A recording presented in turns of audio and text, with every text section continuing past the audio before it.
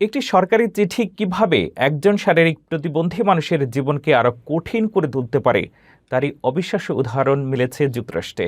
কিন্তু গণমাধ্যমের অনুসন্ধানের পর বদলে যায় পুরো পরিস্থিতি। কি ঘটেছিল আর কেনই বা এমন ভুল হলো, চলুন জেনে নেওয়া যাক। ভাবুন তো, একজন মানুষের দুটি পাই কাটা, অথচ সরকারের কাছ থেকে তিনি চিঠি পেলেন যে তাকে চাকরি করতে হবে, না হলে বন্ধ হয়ে যাবে তার খাবারের রেশন।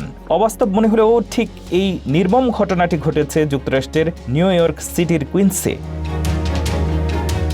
মাইকেল ডেপিপ্পো নামের এক অসহায় পঙ্গু মানুষ গত মে মাসে সিটির সমাজসেবা বিভাগ থেকে একটি চিঠি পান। সেখানে বলা হয়, সরকারের ফুড স্ট্যাম্প বা স্ন্যাপ সুবিধা পেতে হলে তাকে সপ্তাহে অন্তত ২০ ঘন্টা কাজ বা ভলান্টিয়ারিং করতে হবে। চিঠি পেয়ে ক্ষোভে ফেটে পড়েন ডেপিপ্পো। তিনি আক্ষেপ করেন, ওরা কি আমার সাথে ইয়ার্কি মারছে?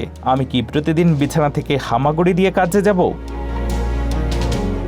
মূলত আমেরিকায় সন্তানহীন ও সক্ষম ব্যক্তিদের জন্য ফুড স্ট্যাম্পের নতুন নিয়ম চালু হয়েছে। তবে শারীরিক প্রতিবন্ধীদের এই নিয়ম থেকে ছাড় দেওয়ার কথা থাকলেও আমলাতান্ত্রিক জটিলতায় ডেপিপ্পোর মতো লাখো মানুষ এই চরম ভোগান্তিতে পড়ছেন। গণমাধ্যম সিবিএস নিউজ যখন এই ঘটনা নিয়ে অনুসন্ধান শুরু করে এবং সিটি হলের মুখোমুখি হয়, তখন প্রশাসন নড়ে চড়ে বসে। তারা এটিকে একটি ভুল বলে স্বীকার করে এবং দ্রুত ডেপিপ্পোকে এই নিয়ম থেকে মুক্তি দেয়। শুধু তাই নয়, সাংবাদিকদের চাপে তার মাসিক ভাতার পরিমাণও দ্বিগুণ করা হয়। এই ঘটনাটি প্রমাণ করে আধুনিক একটি দেশের ডিজিটাল ব্যবস্থার ভিতরেও কতটা চরম সমন্বয়হীনতা এবং মানবিক উদাসীনতা লুকিয়ে থাকতে পারে।